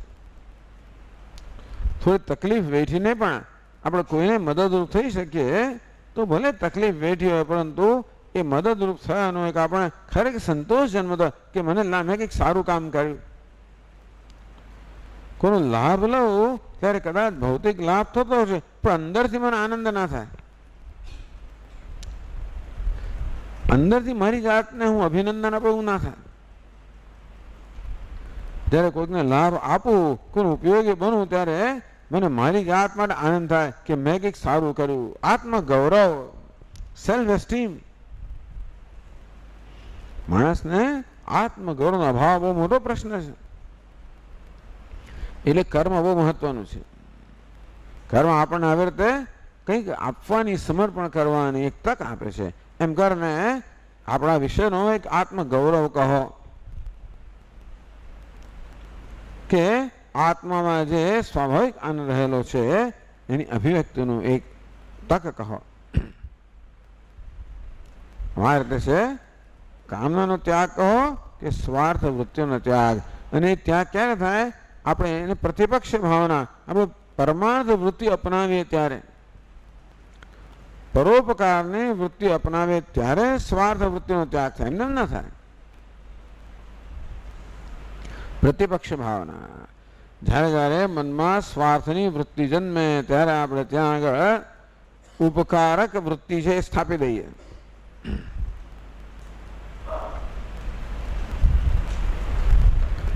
આના યોગ કહેવાય. કર્મ આ પ્રકારે યોગ બને, અંતઃકરણને શુદ્ધિનું સાધન બને. નમ્રતાથી કર્મ કરો, અભિમાનથી નહીં. કર્મ કરીએ ત્યારે નમ્રતા હોય. હું મારી જાતને ખરેખર ભાગ્યશાળી માનું કે મને આ કરવાની તક મળી. અત્યારે વાત કરવાની તક ક્યારે મળે? તમે અહીંયા હો ત્યારે વાત તક મળે, નહીં તો ક્યાંથી મળે? એટલે આપણે વિચારીએ કેટલા સંજોગો બધા અનુકૂળ બનતા હોય ત્યારે કશુંક થતું હોય છે. પણ નમ્રતા જીવનમાં, અભિમાન નહીં, ઘમંડ નહીં, નમ્રતા અને સ્થાન છે. મમકાર, માલિકીની ભાવના. ધીમે ધીમે આપણે જોઈએ કે બધું ઈશ્વર આપેલું છે, એનો આનંદ લેવાનો. પણ માલિકીની ભાવનાની જરૂર છે કે મારું છે એવી જરૂર નથી. આનંદ લો. એટલે ખરેખર એ ગાંધીજી છે વાલીપણા સિદ્ધાંત પર આવ્યા કે હું એનો વાલી છું, માલિક નથી. ટ્રસ્ટીશિપ. હું આ શરીરનો પણ, મારું શરીર, ઇન્દ્રિયો, મન, બુદ્ધિ, જે કંઈ શક્તિઓ મારામાં છે એનો હું વાલી છું, માલિક નથી. આ દ્વારા પણ જે મેં પ્રાપ્ત કર્યું છે એનો વાલી છું, માલિક નથી.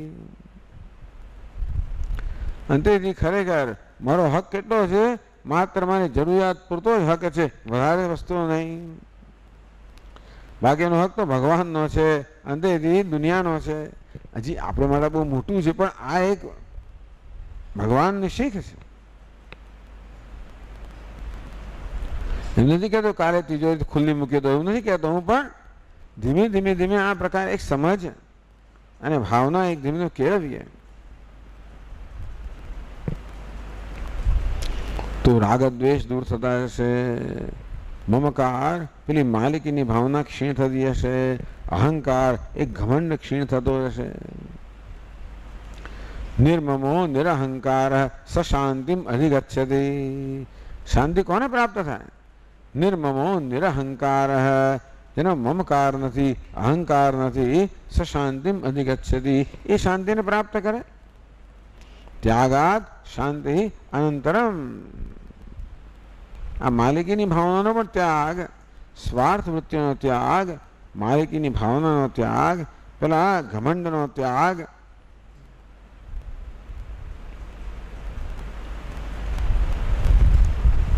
આમ કરતા કરતા શું થશે? સ્વામીજી, આનાથી આપણે ખબર કેમ પડે કે આ થઈ રહ્યું છે કે નહીં? આપણું અંતઃકરણ શુદ્ધ થતું જાય, મન અનુકૂળ બનતું જાય. આપણું મન છે અનુકૂળ બને. ભગવાન કહે છે કે આપણું મન આપણું મિત્ર બને, આપણું મન જ આપણું શત્રુ હોઈ શકે. બંધુરાત્મા આત્મનસ્તસ્ય યેન આત્મૈવાત્મના જિતઃ અનાત્મનસ્તુ શત્રુત્વે વર્તેતાત્મૈવ શત્રુવદ. એટલે કે જે મન રાગદ્વેષના કાબુમાં છે એ મન જ મારું શત્રુ છે, મારું ખરાબ કરનાર છે. અને જે મન રાગદ્વેષના પ્રભાવથી મુક્ત છે એ મન ઉપકારક બને છે. આપણા વ્યક્તિત્વને ઉપકારક બનાવવું, મિત્ર બનાવવું, અનુકૂળ બનાવવું. કારણ કે અત્યારે મારા માર્ગમાં જો કોઈ સૌથી વધારે અડચણરૂપ થતું હોય તો એ મારું મન જ છે, મારું વ્યક્તિત્વ જ છે. મારે ક્યાં જવું હોય ને મનને ક્યાં કંઈક બીજું કરવું હોય તો અંતઃકરણ શુદ્ધિ એટલે શું? આ ધીમે ધીમે આ રાગ દ્વેષનો સ્વાર્થનો પ્રભાવ ઓછો થતો જાય. અંતેથી મન મારું ધીમે ધીમે અનુકૂળ બનતું જાય, પ્રસન્ન બનતું જાય, સાત્વિક બનતું જાય. પેલા રજોગુણ તમોગુણ રાગ દ્વેષ જેમ જેમ ઓછા થાય તેમ સાત્વિક મન બનતું જાય, નિર્મળ બનતું જાય.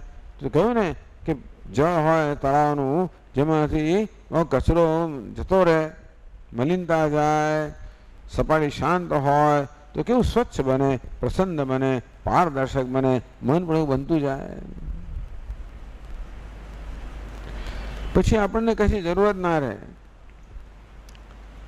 મન શુદ્ધ, અંતઃકરણ શુદ્ધ હોય તો બધી જરૂરિયાતો જતી જ રહી. પ્રસન્ન એટલે કહ્યું ને પ્રસાદે સર્વ દુઃખાનામ હાનિરસ્યોપજાયતે. ભગવાન કહે ત્યારે આવો પ્રસાદ એટલે પ્રસન્નતા જન્મે ત્યારે કોઈ દુઃખ રહે જ નહીં. પછી દુઃખી કરનાર આપણું મન છે. સંજોગો દુઃખી કરે એમ કહેવા કરતા પણ, કે દુનિયા દુઃખી કરે એમ કહેવા કરતા પણ આપણું મન એને દુઃખનું કારણ બનાવી દે છે. ઘણા લોકો બહુ નિષ્ણાત હોય છે, દરેક સંજોગોને દુઃખનું કારણ બનાવી દે. દરેક સંજોગો, લગ્ન થાય તો એને દુઃખ, મરણ થાય તો એને દુઃખ, કશું થાય એને દુઃખનું હંમેશા કારણ દેખાય જ અંદર. એટલે દુનિયા આપણને દુઃખ આપે છે એવું કહેવાને બદલે એમ કહી શકાય કે આપણું મન જ વસ્તુને દુઃખના કારણમાં ફેરવી નાખતું હોય છે. પણ જેમ રાગ દ્વેષ જાય તેમ આવું ના થાય. ધીમે ધીમે પ્રસાદે સર્વ દુઃખાનામ હાનિરસ્યોપજાયતે. દુઃખની હાનિ થઈ જાય, માણસ દુઃખથી મુક્ત થાય. કે અંદરનો આનંદ આવતો તો બહારની વસ્તુ પછી તમને કઈ તમને ખાસ અસર ના કરી શકે. અંદર દુઃખ હોય તો દરેક વસ્તુ આપણે અસર કરે. પગની અંદર કંઈ વાગ્યું હોય તો નાનો નાનો કાંકરો પણ આપણે ચીસ પડાવી દે. બાકી પેલો પથ્થરે કશું ના કરતો હોય. તો મનમાં રાગ દ્વેષ હોય તો નાની વસ્તુ દુઃખી કરે આપણને. જેમ મન નિર્મળ થતું જાય તેમ તેમ આપણે મુક્ત થતા જઈએ. એટલે હવે આપણું પ્રયોજન જ બદલાઈ જાય જીવનમાં. શાસ્ત્રો કહે છે કે જેમ અંતઃકરણ શુદ્ધ થાય, સાત્વિક બને, તો સાત્વિક મનમાં આ જ્ઞાનની ઈચ્છા જન્મે. જ્યાં રજોગુણ છે ત્યાં ભોગની ઈચ્છા છે, જ્યાં સત્વગુણ છે ત્યાં જ્ઞાનની ઈચ્છા છે. પહેલા ભોગ માટે પ્રેમ હતો, અહંકારને સંતોષવાનો પ્રેમ હતો, એનો એક હવે શું છે, હવે જ્ઞાન માટે પ્રેમ જન્મે, ઈશ્વર માટે પ્રેમ જન્મે, શાસ્ત્રો માટે પ્રેમ જન્મે, સંતો માટે પ્રેમ જન્મે.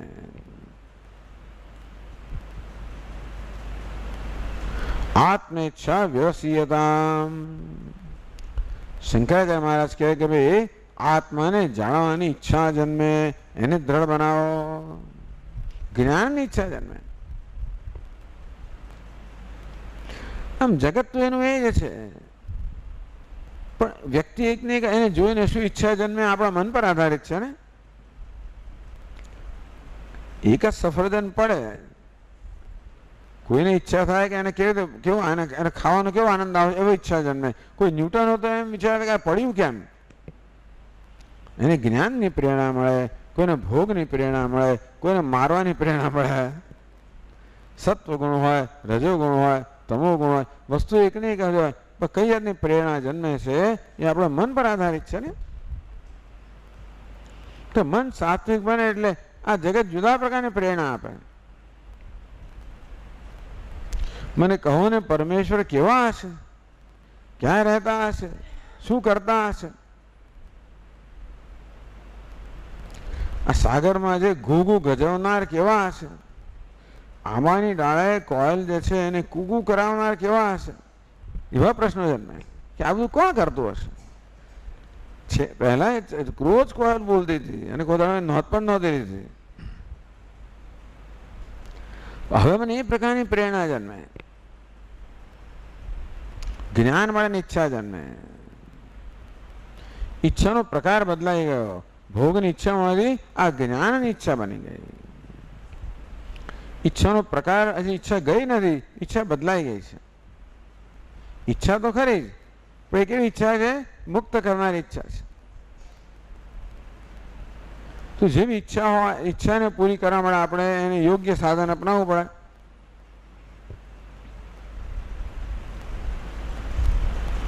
ભોગ માટેની ઈચ્છા તો એવા સાધન અપનાવવું પડે જે ઈચ્છા પૂરી કરે. જ્ઞાનની તો કયું સાધન અપનાવવાનું, તો શાસ્ત્રો કે જ્ઞાન પ્રાપ્ત કરવું હોય તો ગુરુ પાસે જવું પડે, જવું જોઈએ.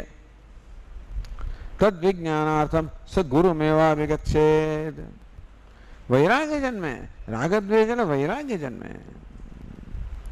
એટલે બધા પેલા ખોટા આકર્ષણ જે હતા એ આકર્ષણ મન મુક્ત થાય, તો મન અંતર્મુખ બને, આત્મ કેન્દ્રિત બને. તો જ્ઞાનની ઈચ્છા જન્મે, એને પૂરી કરવા શું કરવું, સ ગુરુમેવા વિગચ્છેદ. તો આ ઈચ્છા પૂરી કરવા એને ગુરુ પાસે જવું જોઈએ.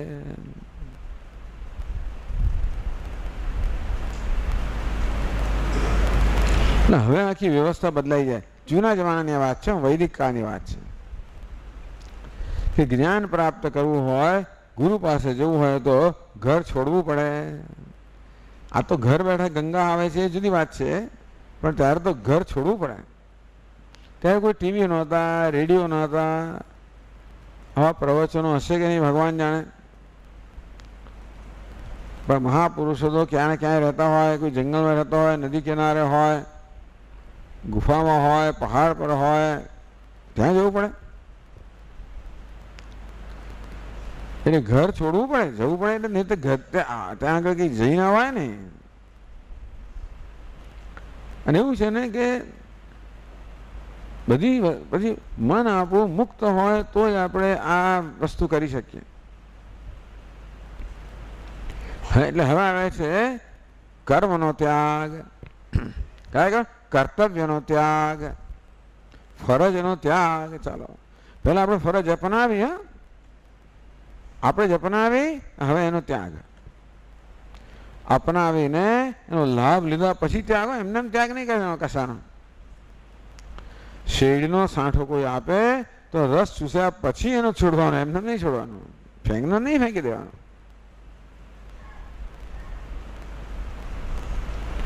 પેલા ગુરુજી શિષ્યો સાથે યાત્રા કરતા હશે, સાંજ પડી એ ગામના છેડે એમણે બધા લોકોએ કહ્યું ચાલ રાત વાસો કરીએ. શિષ્યોને એમણે આજ્ઞા આપી, જાવી તું અનાજ ભિક્ષા લઈ આવ, અનાજ લઈ આવ, તું પેલું લઈ આવ, મસાલો લઈ આવ, આ લઈ આવ, જ્યાં તું લાકડા લઈ આવ, ચૂલો પેટાવજે. પણ તારી આ ફરજ, તારી જવાબદારી છે કે તારે ઓલવી નાખવાનું. પણ તારે બધા લોકો લઈ આવ્યા, બધું ખીચડી તૈયાર થઈ ગઈ, પણ પેલા ચૂલો પ્રગટાવ્યો જ નથી. અરે શું થયું? લાકડા. ગુરુજી જો અગ્નિ ઓલવાનો તો ભાઈ અગ્નિ પ્રગટાવો શું કામ? પ્રગટાવવાનો, એનો લાભ લેવાનો, પછી ઓલવવાનો. કોઈ કઈ એવું હોય જેની જરૂર ના પડે, નેચરોપથી વાળાની જરૂર ના પડે.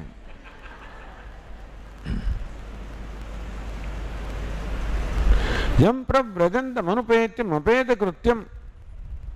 કોઈ જવલ લેવા જૂજ મહાપુરુષો હોય દુર્લભ, સુખદેવજી જેવા.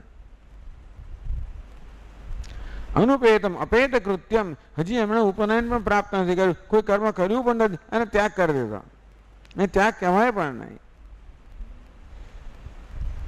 પણ કર્મનો કર્તવ્ય ત્યાગ, કર્તવ્ય દ્વારનો પૂરેપૂરો લાભ લીધો. કયો લાભ લીધો? અંતઃકરણ શુદ્ધિ રૂપે લાભ લીધો, પછી એને છોડવાનો. એની જ વસ્તુ પછી બોજ રૂપ બને.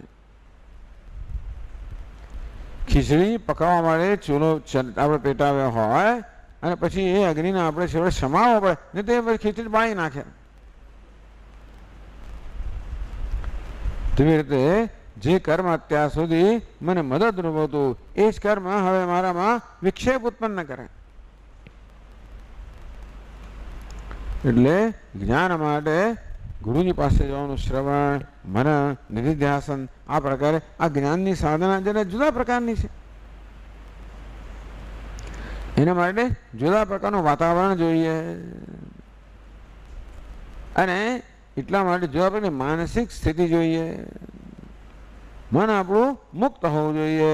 એમાં જાત જાતની પછી માગણીઓ હોય, જાત જાતની યોજનાઓ હોય.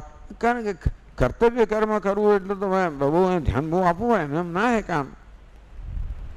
યજ્ઞ કરવો તો કેટલું કામ કરવું પડે અને કેટલું ધ્યાન રાખવું પડે. સતત મન એમાં વ્યસ્ત હોય તો બધા જ્યાં ઘરનું કામ કરવું તો કેટલું ધ્યાન રાખવું પડતું હોય છે. ઓફિસમાં ક્યાંય પણ કામ કરવું હોય તો આપણે એમાં પૂરેપૂરું ધ્યાન આપવું જ જોઈએ. અને તો પછી આપણા મનને અવકાશ મળે નહીં. હવે જ્ઞાનની શાસ્ત્રનું શ્રવણ કરવા માટે, મનન કરવા માટે જે પ્રકારની નિરાંત જોઈતી હોય, મને શું છે? જરા નિરાંત જોઈએ. એટલા જ માટે આ કર્તવ્યનો ત્યાગ એટલે હવે મારી કોઈ ફરજ નથી, એને કહેવાય કર્મ સંન્યાસ કે વિવિધિશા સંન્યાસ. શેનો ત્યાગ? કર્તવ્યનો ત્યાગ. આવી પ્રથા પણ માત્ર ભારતમાં જ છે. બીજે બધે સંન્યાસ છે ખરો, પણ આ પ્રકારે પદ્ધતિસર નો સંન્યાસ વગેરે છે એ તો મુખ્યત્વે ભારતમાં જ છે, જ્યાં ગુરુજી શિષ્યને સંન્યાસ દીક્ષા આપે. અભયમ સર્વભૂતેભ્યો દત્વા સંન્યસ્યમાચરેત. આ સંન્યાસી છે એ વ્રત લે, સંકલ્પ લે કે હવે હું બધાને નિર્ભયતા પ્રદાન કરું છું, કોઈ મારાથી ડરવાની જરૂર નથી, હું કોઈના માર્ગમાં નહીં આવું, હું કોઈની સ્પર્ધા નહીં કરું, હું કશાનો હક નહીં કરું, કોઈ મારાથી ડરવું નહીં. સંન્યાસી કેવો હોય? નહીં માગનારો હોય. આમ તો માગવું એનું માગવાનું એને કહેવામાં આવ્યું છે, એની પાસે બિચારા પાસે ખાવા પીવાનું સાધન ના હોય ને એટલું માગી શકે. ભવતી ભિક્ષાન દેહી. આમ ભિક્ષા માગવાનો હોય કે સંન્યાસીને જ છે કે બ્રહ્મચારીને હોય, બીજા કોઈને નથી. આપણે ત્યાં ભીખ માગવા માટેની એક જ જણને છૂટ છે, સંન્યાસીને અને પેલા બટુક બ્રહ્મચારીને.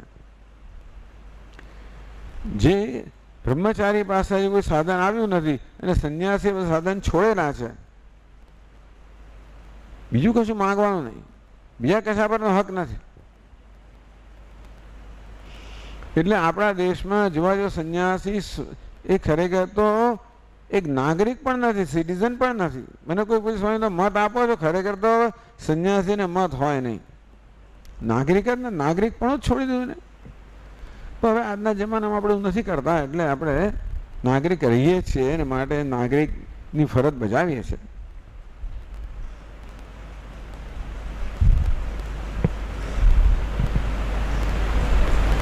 તો આ બધાને કારણે સંન્યાસીના મનમાં બીજા કોઈ સંઘર્ષ ના હોય. કર્તવ્ય કર્મ છોડી દીધું, હક છોડી દીધો, સ્પર્ધા છોડી દીધી, ઈશ્વર પર આધારિત થઈ ગયો. ઈશ્વર, ગુરુ અને શાસ્ત્ર આ ત્રણ પર આધારિત છે. એની ચોટલીમાં ત્રણ શિખામાં છે ને, આ ત્રણ આવા પેલા એ હોય વાળ, ત્રણ શાસ્ત્ર, ગુરુ અને ઈશ્વર એના પર આધારિત. એટલી એની જરૂર છે. હજી બધી જરૂરથી મુક્ત થયો નથી, હજી એ આટલી જરૂર છે. એટલે આટલા લોકોની સેવા કરવી એની ફરજ બની જાય. ગુરુની સેવા કરવી, શાસ્ત્રની સેવા કરવી, ઈશ્વરની સેવા કરવી, એવું અંદર આવી જાય કે હજી એનો ઉપકાર એને મેળવવાનો છે. હજી એને ઈશ્વર કૃપા, ગુરુ કૃપા, શાસ્ત્ર કૃપા, આત્મ કૃપા, આ બધી કૃપાઓ એને ઘણી મળેલી છે, પણ છતાં એ બધી કૃપાની જરૂરિયાત વાળો છે. ઈશ્વર કૃપા કરે તો જ ઈશ્વરના દર્શન થાય, તો જ એનું જ્ઞાન થાય. શાસ્ત્ર કૃપા કરે તો શાસ્ત્રના અર્થો છે મનમાં પ્રગટ થાય. આત્મા કૃપા કરે તો જ આત્મા ઈશ્વર રૂપે આપણને પ્રગટ થાય. ઈશ્વર કૃપા જોઈએ અને ગુરુ કૃપા તો જોઈએ તો બીજી બધી કૃપાઓ થાય. ઈશ્વર કૃપા, ગુરુ કૃપા, શાસ્ત્ર કૃપા, આત્મ કૃપા, આ બધી જરૂર છે. કોને? સંન્યાસીને પણ જરૂર છે. તેથી જેની કૃપા જોઈતી હોય એને ખુશ કરવા જોઈએ ભાઈ, સાદો નિયમ છે. ભગવાનની કૃપા ક્યારે કરે? ખુશ કરીએ ત્યારે. આવો ભગવાન સ્વામીજી એ પણ સ્વાર્થી, એને એવું નથી, એવું કહેવાય એટલે ભગવાને ખુશ કરો જેવું કહેવાય.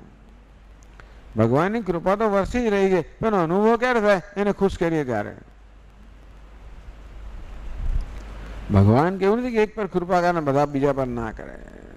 સમોહમ સર્વભૂતેષુ નમે દ્વેષ્યોસ્તિ ન પ્રિય. ભગવાન કે હું બધા માટે સમાન છું, મને કોઈ પર દ્વેષ નથી, કોઈ પર પક્ષપાત નથી. હું બધા બીજા માટે સમાન નથી ને, હું તો બધાને સમાન દ્રષ્ટિથી જોઉં છું, પણ બીજા મને સમાન દ્રષ્ટિ જોતા નથી, અને માટે એ દ્રષ્ટિમાં પરિવર્તનની જરૂર છે. તો મારી કૃપાનો અનુભવ થાય. એ ભજનથી તો મામ ભક્ત્યા મયી તે ચાપ્યહમ. જે લોકો ભક્તિપૂર્વક મારું ભજન કરે છે એમને મારી કૃપાનો અનુભવ થાય છે. કૃપા તો છે જ. ઈશ્વરની કૃપાનો અનુભવ કરવા માટે ઈશ્વરને ખુશ કરવા, એવું સ્વામી ભગવાનને ખુશ કરવા પડે. ભગવાનને ગમા અણગામાં હોય. આપણે ધર્મનું પાલન કરીએ તો ભગવાનને ગમે, અધર્મનું આચરણ ના ગમે. એક ભગવાન એવો છે ને કે એને કશું ગમા અણગમા, પણ બીજો ભગવાન કેવો છે સગુણ બ્રહ્મ, એને આ ગમા અણગામાં ખરા. કે એ જગતનું સંચાલન કરવું હોય ને તો તમારે વ્યવસ્થા જોઈએ ને ભાઈ, ગમે તેમ ના ચાલે. એટલે દેવતાઓ ગો બ્રાહ્મણ હિતાય છે, જગત હિતાય. ગાયો હોય, બ્રાહ્મણો હોય, દેવતાઓ હોય અને પક્ષપાત કરનારા હોય ભગવાન. પરિત્રાણાય સાધુનામ વિનાશાય છે દુષ્કૃતામ. સાધુઓનું રક્ષણ કરે, દુષ્ટોનો નાશ કરે. જો ભગવાન ભાઈ આ જગતનું સંચાલન કરવું હોય, એડમિનિસ્ટ્રેશન કરવું હોય તો કરવું પડે. તો નિગ્રહ ને અનુગ્રહ બંને કરવા પડે. જે લોકો ધર્મનું આચરણ કરતા હોય ન પર અનુગ્રહ, જે લોકો ધર્મનું ઉલ્લંઘન કરતા હોય એમનો નિગ્રહ.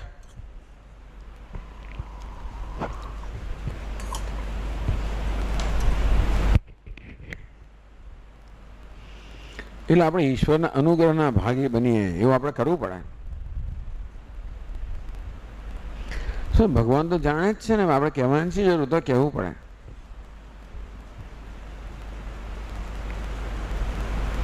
એટલે પ્રાર્થના અંદર આવે, પૂજા આવે, અર્ચના આવે, શ્રવણ આવે, શ્રવણમ કીર્તનમ સ્મરણમ વગેરે બધું આવે, ભગવાનની ભક્તિ આવે, ભગવાનની, ગુરુની, શાસ્ત્રની. એટલે જે આવી વિવિધિશા સંન્યાસ એટલે શિષ્ય થાય. એના જીવનમાં આ પ્રકારની આરાધના રહેલી હોય, ખાલી રખડી ખાતો હોય એવું નથી હોતું.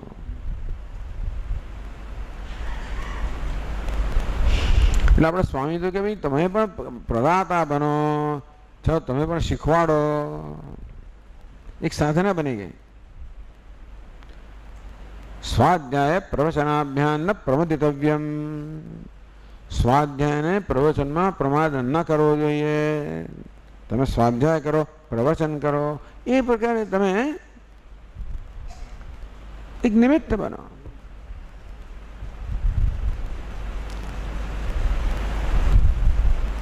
એટલે અમને મહાત્મા પૂછેલું બહુ શરૂઆત જ્યારે કરી ને કે આવું આવું આપણે પ્રવચન આપનાર વળી કોણ? કે નહીં नहीं ऐसा मत सोचिए कि आप कुछ प्रवचन करते हैं, आप तो मनन करते हैं और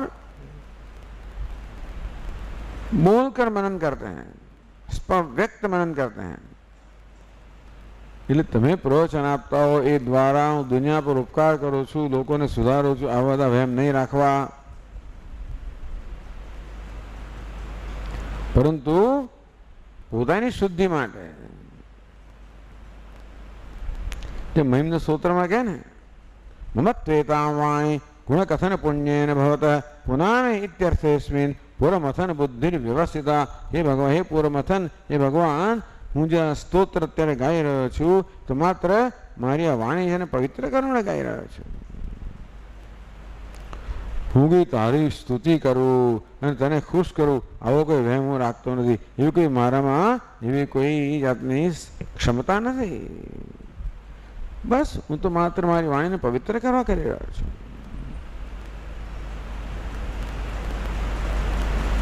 આમ વિવિધ સંન્યાસ, જ્ઞાનની સાધનાનું જીવન. શ્રવણ હોય, મનન હોય, નિધિધ્યાસન, યમ નિયમ, શાંતો દાંત ઉપરત તિતિક્ષુ શ્રદ્ધાવિત્તો ભૂત્વા આત્મનૈવ આત્માનં પશ્યતિ. શમ દમ ઉપરમ તિતિક્ષા, આ બધા ગુણો પર સતત કહેવાનો પ્રયત્ન.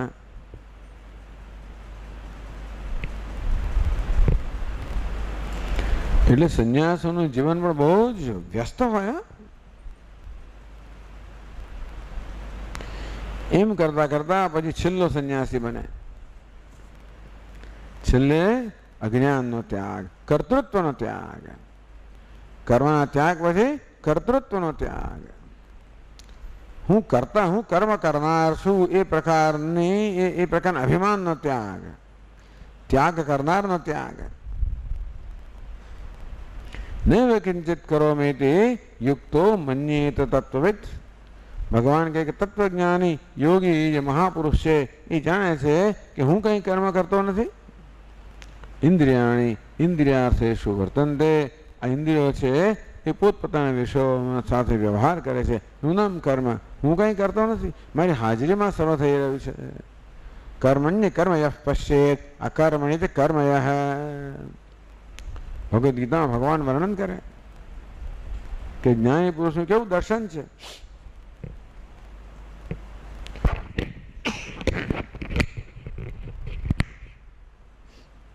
કર્મણી અકર્મ યહ પશ્ચેત, જે કર્મમાં અકર્મનું દર્શન, જે કર્તામાં અકર્તાનું દર્શન કરે છે. એટલે કે હું નહીં કિંચિત કરું, હું કંઈ કર્મ કરતો નથી. આ પ્રકારનું જે જ્ઞાન ધરાવે છે. ન કર્તૃત્વ ન કર્માણી લોકસ્ય સૃજતિ પ્રભુ. ભગવાનનો કર્મ કે કર્તૃત્વ કશાનું સર્જન કરતો નથી. આ છે વિદ્વત સંન્યાસી. એને તો અજ્ઞાનનો ત્યાગ થઈ ગયો. અજ્ઞાન જન્મના ભ્રમનો ત્યાગ આ કર્તૃત્વ ભોક્તૃત્વ એ તો ભ્રમ છે. નાયમ હંતિ ન હન્યતે, ભગવાન કે આત્મા હણતો પણ નથી, હણાતો પણ નથી, કરતા પણ નથી, ભોગતા પણ નથી. વેદા વિનાશનમ નિત્યમ યેન ભજમવ્યયમ કથમ સ પુરુષ પાર્થ કમ ઘાતયતિ હંતિકમ. અવિનાશનમ અજમ અવ્યયમ આત્માનમ વેદ, જે જાણે છે એ કર્મ કરતો પણ નથી, કરાવતો પણ નથી. અને છે વિદ્વત સંન્યાસ, જે અંતિમ ત્યાગની પરાકાષ્ઠા. એ શાસ્ત્રમાં જીવન મુક્ત કહેવામાં આવ્યો. જીવંત છે છતાં મુક્ત છે. એનો કોઈ નિર્મમો નિરહંકાર સશાંતિમ અધિગચ્છતિ, મુખ્ય અર્થમાં એ શાંત છે. વિહાય કામાન યસ સર્વાન પુમાં શરદ નિસ્પૃહ નિર્મમો નિરહંકાર સશાંતિમ અધિગચ્છતિ. આ બધો ત્યાગ થઈ ગયો. વિહાય કામાન યસ સર્વાન, જેને બધી કામનાનો ત્યાગ કર્યો છે, અર્થાત બધી કામના છૂટી ગઈ છે. પુમાં નિસ્પૃહ, જેનો સ્પૃહા રહી નથી. એ આંતરિક સમૃદ્ધિના ચિહ્નો છે આ બધા. બહારથી ક્યારે આપણે ન માગીએ, અંદરથી સમૃદ્ધ હોય ત્યારે.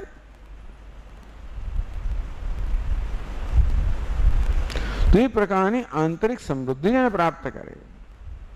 આપુર્ય માળામ અચલ પ્રતિષ્ઠમ સમુદ્રમાપ પ્રવેશંતિ યદ્વત, જેવી રીતે સમુદ્ર જે સર્વ દિશામાંથી પૂર્ણ છે, એમાં નદીઓ પાણી ઠાલવે તો સમુદ્રમાં કોઈ વિકાર નથી આવતો કે મને કે હું મારામાં વૃદ્ધિ થઈ કે મારામાં કોઈ હ્રાસ થયો.